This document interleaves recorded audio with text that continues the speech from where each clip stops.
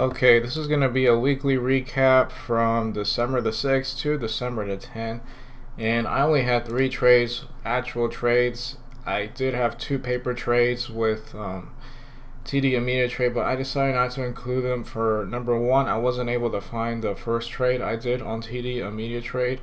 And number 2, they weren't real trades, as in I didn't trade it with a real account with real money, so maybe, you know, even though they were trades I would have taken with an actual account, it could have been different with an actual account compared to the paper trade. So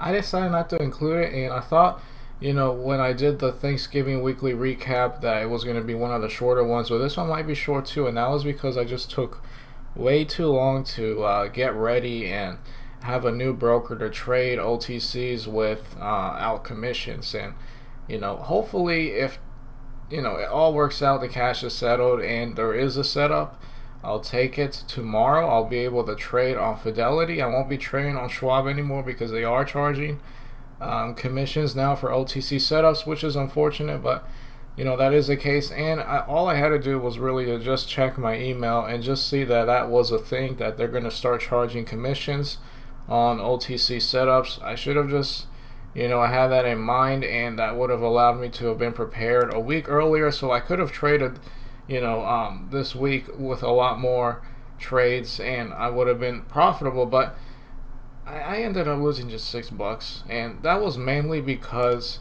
I lost $6 here trading NLST because I was charged, give or take, $11 of commissions. I think it was actually more, but I just had a guess because I also wired money out of Schwab to move into, at the time, Interactive Brokers and Fidelity to try them both. But I'm pretty much going to be all in trading Fidelity, and that's going to be the case there until I trade larger size. And you know, in theory, I'm going to probably stick with Fidelity, and I hope it works out because anything can happen there. I might have problems with it, but just 3 trades here.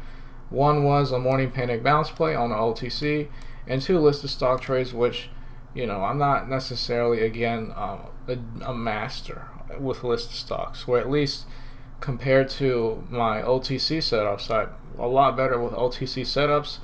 I did trade, I think, yeah, right here, a $30 risk level with NLST, and as for listed stocks, I stick to just a $4 risk level. So let's just go ahead and go over the setups. It's going to be a quick one, but you know, they're there. So let's go ahead and look at NLST for December the 6th.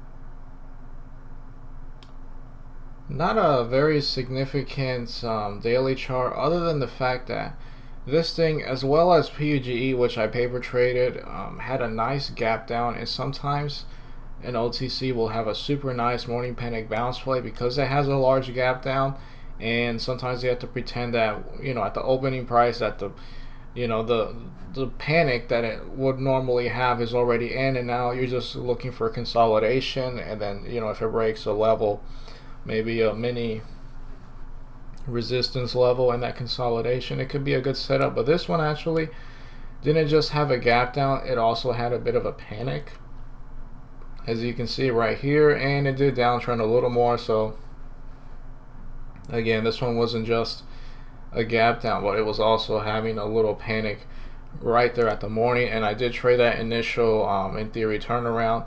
I was in at 933, 506, so 933 was right here, 506 I probably got in because I saw like a level 2 reversal, and it was also nice because it's close to 5, so I can play off of $5 and as well as my entry. And in this case my risk was 5 probably, and if I were to have worst case scenario have gone in at 506 at 933, it breaks 5 and then there's more slippage, I get out at 450. That's how it equals to what would have been in this case pretty close to my $30 risk level. I got out the next minute, 934. My last position, I did do 2 sells, and I got out at 934 at 5 in average, 514. So let's look at 934, 514. So give or take was right here at my sell. My entry again was right here at 933. I saw the next minute, and you might be saying why? Well, because of VWAP. The VWAP right here is always a level I like to play off of, especially with morning panic bounce plays.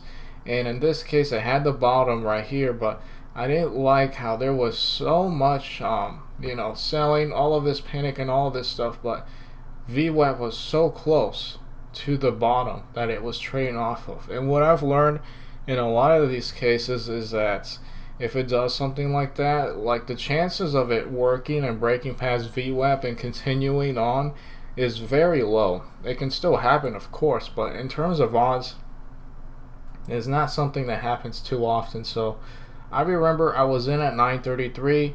I did sell some shares at, I think, the same price, if not maybe a little lower, at 506, 10 out of the 50 shares, as I mentioned it, just to see if they would charge like an additional amount of commissions because I had a partial sell. And I think it did. I think I actually, lost more on this trade, but I can look back and check. But in theory, this thing was a loser because of commissions. I would have made just like a very small amount of money without it, because again, it wasn't an ideal setup, but again, Charles Schwab charged commissions with this. So when they had that quick spike towards VWAP, sure, it didn't get actually at it or past it. It just got right under it. I thought, all right, let me just get out. I don't like the way this one is looking. It can try to play off later, but right now VWAP is just too close to the bottom. It just made him, and it's probably going to continue to head lower. So yeah, that was completely the case there. And it looks like it did downtrend a little, baby bounce, and then like a baby higher low. It would have been hard for me to have traded this, but this was ultimately the move, right? From the 460s, 586. I would have obviously have sold around here had I been long there, but that was a setup there. I was right, like in that I was profitable and I got out because I didn't like the price action, but yeah, I didn't make any money because of commissions being a thing there. And from then on, that's when I moved, more money, if not everything, I think, into 2 new accounts. Again, I should have had all of that figured out before, but that was the case there. And the last 2 trades here, let's just go over them briefly. These are 2 listed stock setups. Let's look at SYTA. This was a dip buy, higher day breakout setup. Let's look at SYTA for the 7th.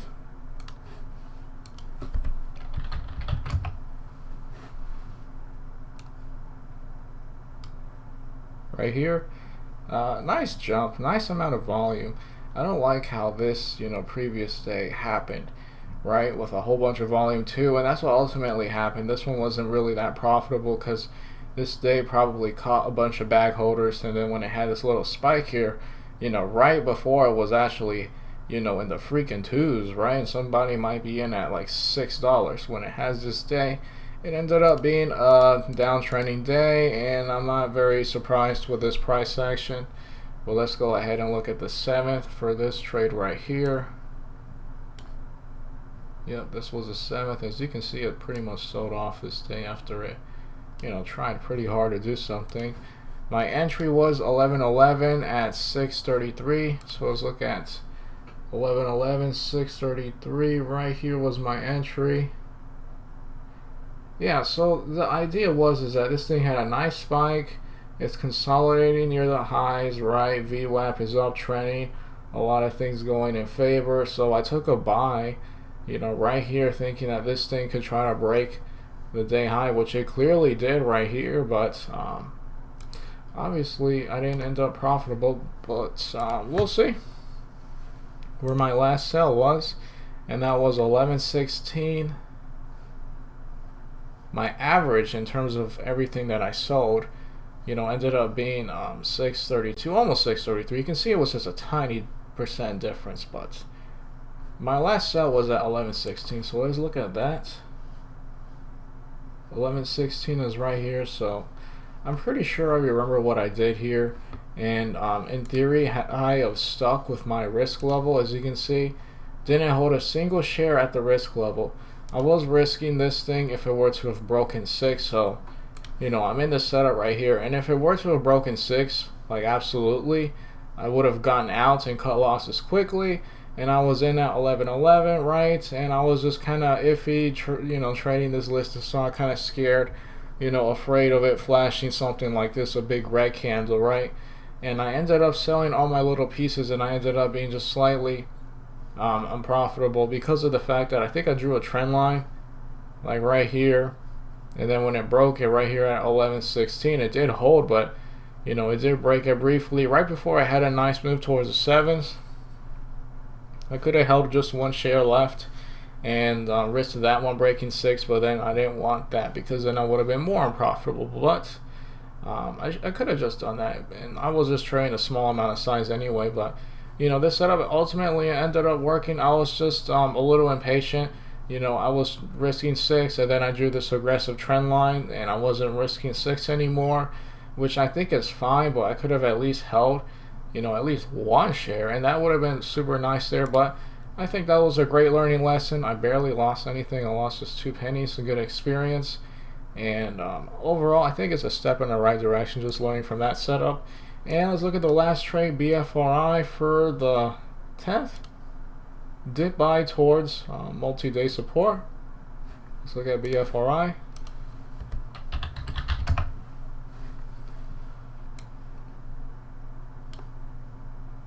All right here. So nice run up it had previously. It's trying to, consolidate here, and maybe it's going to start doing some kind of an uptrend. I'm not really, again, that good with listed stocks, but at least for what I think, that's something that could have been a thing. Let's go ahead and highlight the day. And my entry was 10:04, 544.